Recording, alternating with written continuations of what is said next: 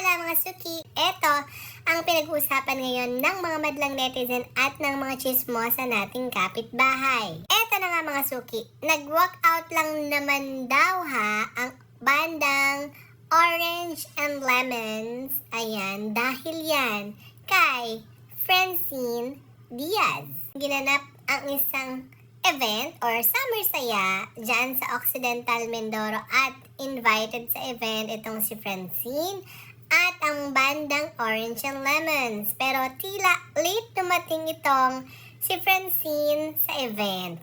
Kaya pinasingit siya habang magpe-perform na sana ang bandang Orange and Lemons. Pero ayan, kitang-kita nyo, no?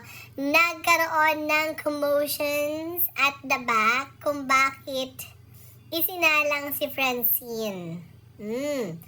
Ano ba nangyayari sa mga event organizers na ito? Parang hindi yata well-informed.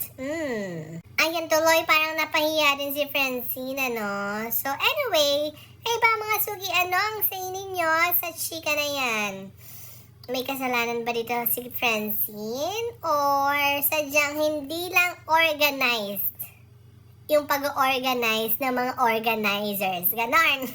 Aba na mga sukian muna ang latest ngayong araw. At syempre huwag kalimutan, i-follow kami sa aming mga social media account.